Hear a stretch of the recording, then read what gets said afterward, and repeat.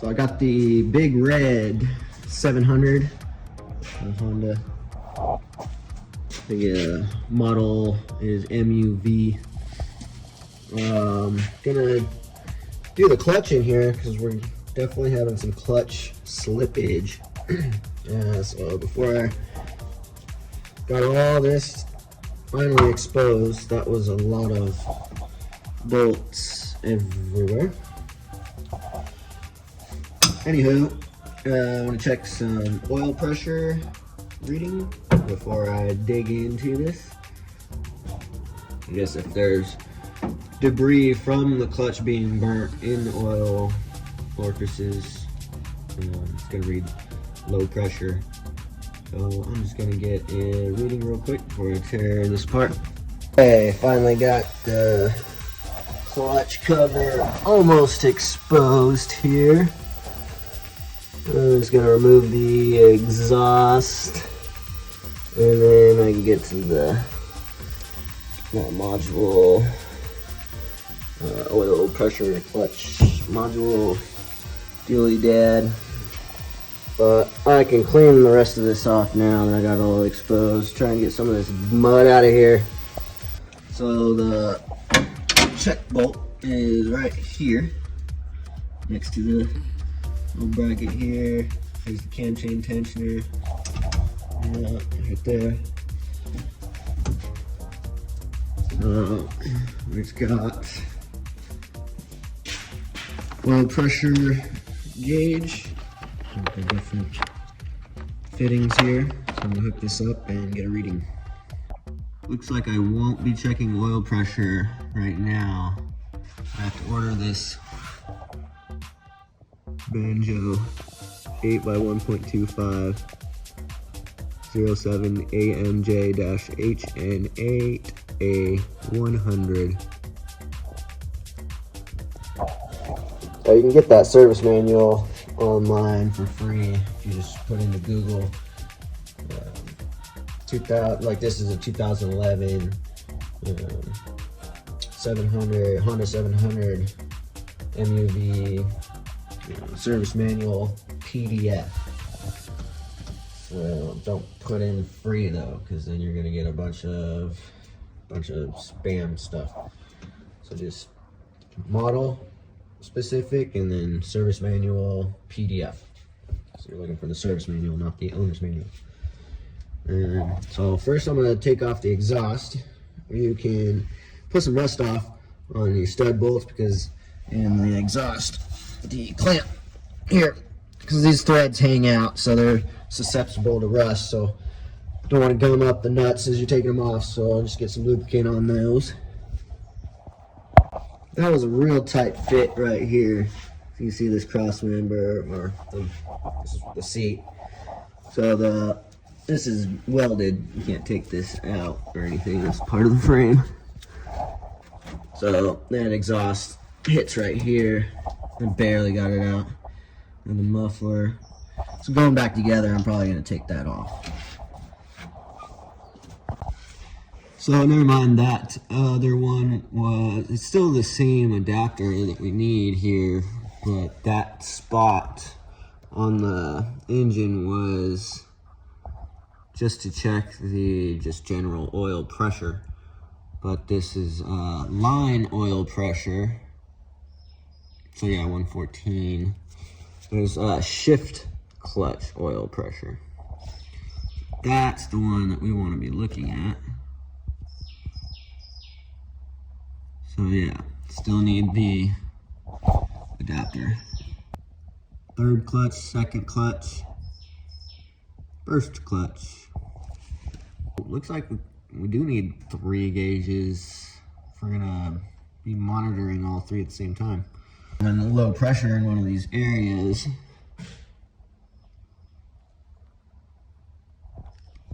Then abnormal.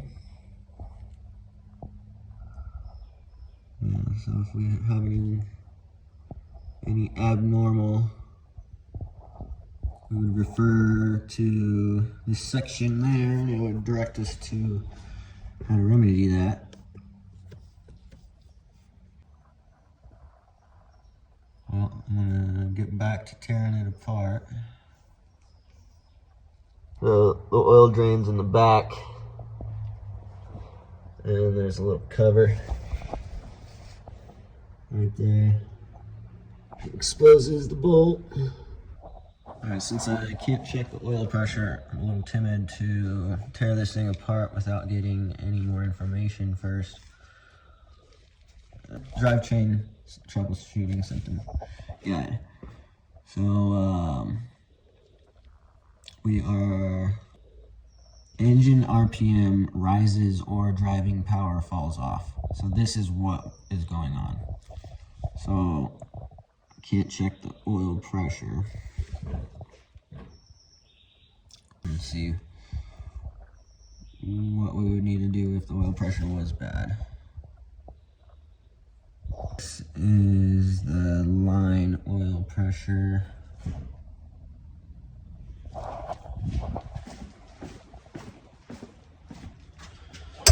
Right here. There's the line. The bottom below here. So there's our shifter. Oil pump. So the other ones are down here.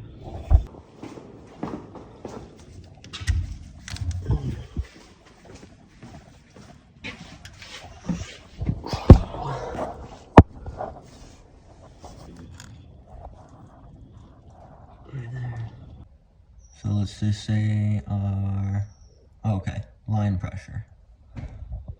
Bam. Abnormal, that means abnormal. So if we had abnormal here,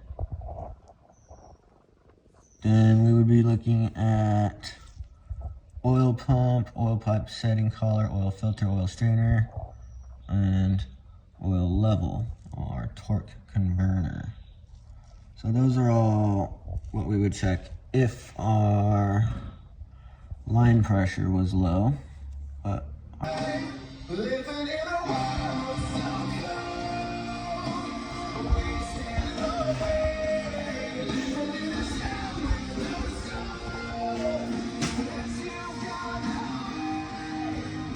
alright, so got the 8T clutch PC solenoid out. There's a little screen in here. And then here's the orifice control. This is where all your oil pressure orifices are to put your adapters in to read your oil pressures. Here's the solenoids here. Everything's looking visually good. I'm gonna clean everything before I reinstall, but no obvious issues here. So the oil cooler out. So I'm just gonna get that water pump out, and then I can get this cover off. So I know this is working because I unplugged it, and when it's not working, you get a lurching forward of the vehicle. So that's very obvious when it's not working. And then if it's not working, there is these emergency relief valves here that put pressure back into the system. So you can read up on the service manual about that. So these bearings in here, those are good. I'm gonna blow out all these passages. Make sure everything's clean.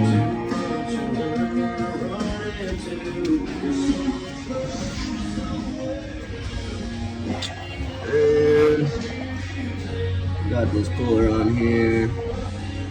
So far, even this clutch pack, this is the ring that's right here in the very bottom. So I would expect there's metal on metal. I wouldn't expect for there not to be any wear on that one. But as far as the rest goes, Not looking bad at all. Doesn't smell burnt. What we got on here still is a washer in this gear. Oil pump chain. I've seen way worse. So I'm just about to take the oil pump out right now. Inspect that. It looks like it needs a little motivation to come off on. Oh, we got one more here. Unpeen that so you don't ruin the threads or the nut. And regular righty-tighty, lefty-loosey. Both of these. And yeah, just getting the rest of the oil pump out. It's quite the stack here. This is 3 times as hard to pinpoint the issue. I get that drive shaft off of that cover. And I gotta pull this front drive off. Just pull your mount bolts out, and then just move this forward, the differential forward a little bit. That'll pop it off. So this is the clutch to MUV700, a Honda Big Red side-by-side UT.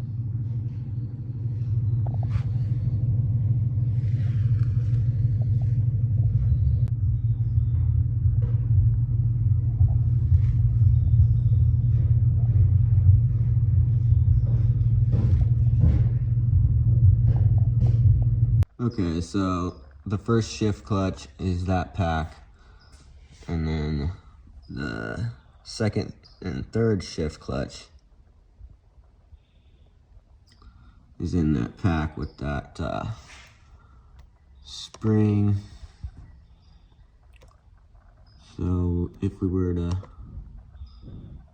inspect that, looks like I'm gonna have to use a compressor tool to get to that clutch there.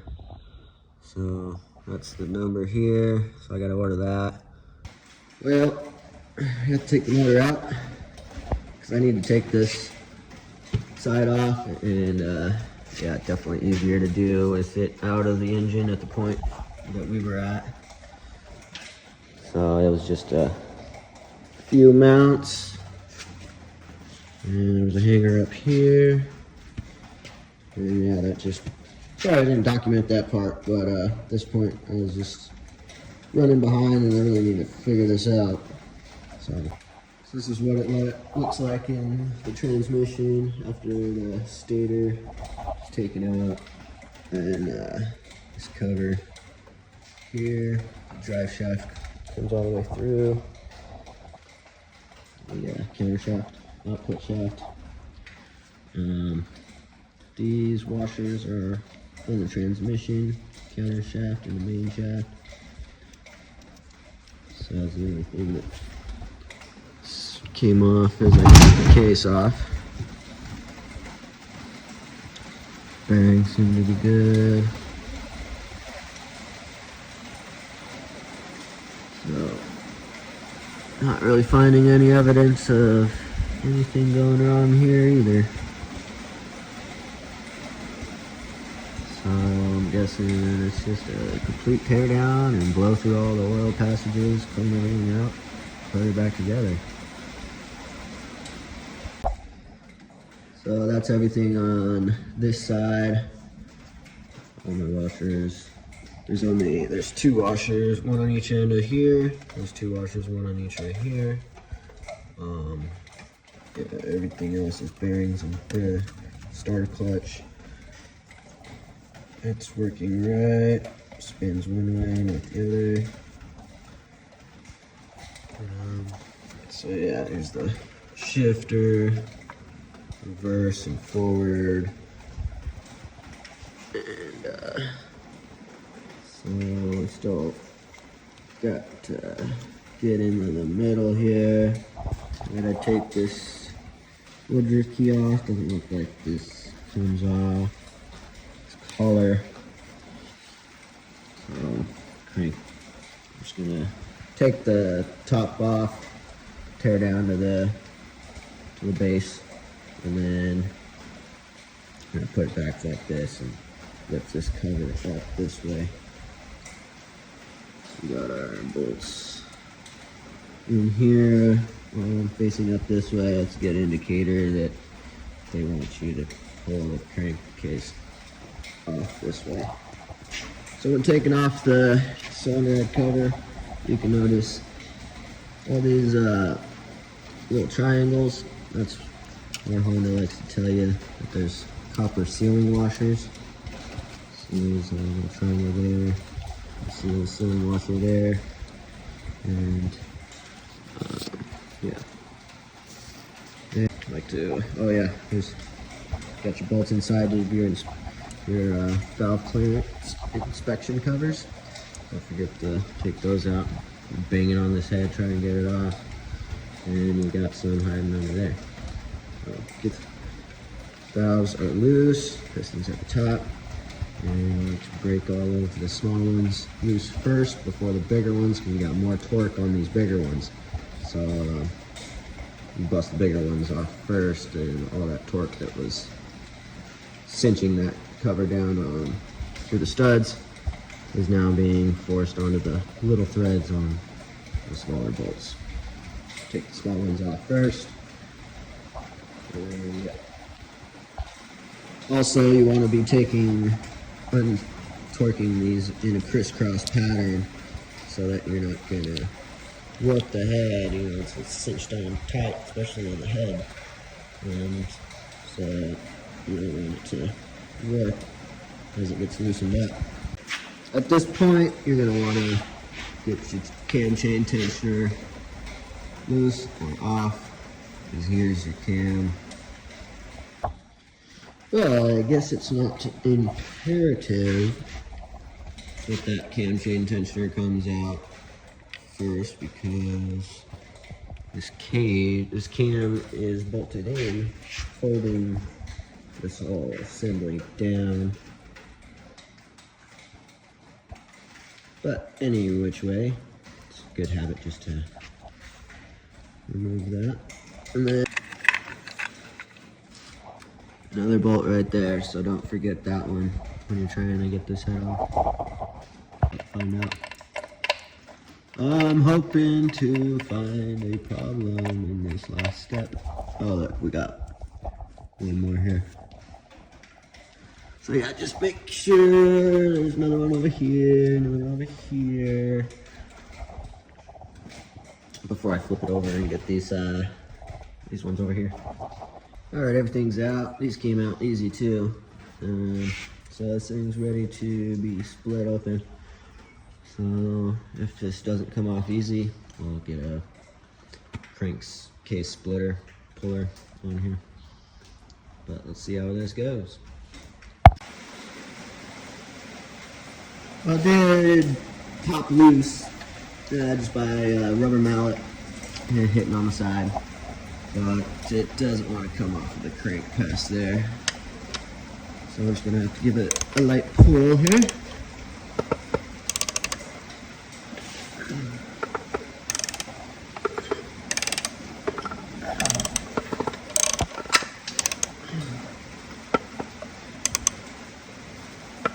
Make sure it's coming off evenly.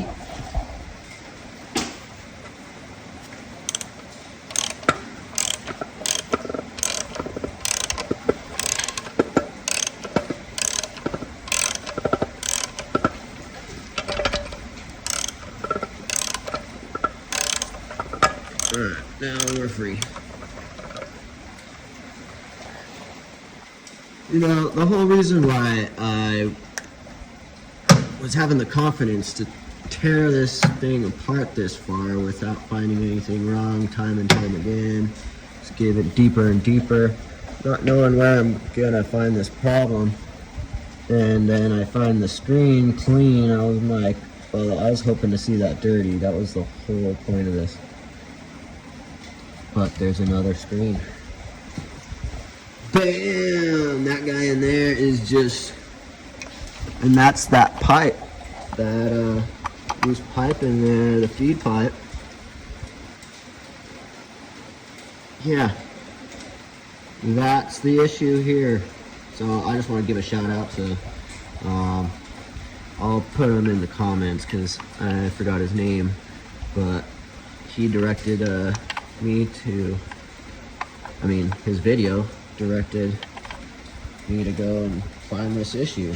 So that's awesome. That saves me a whole bunch of headache trying to figure out what the heck is wrong. So I'm gonna go ahead and do the rest of my inspection, make sure that there's not multiple issues wrong, but I can confidently throw this back together knowing that we found a huge problem. So, all right.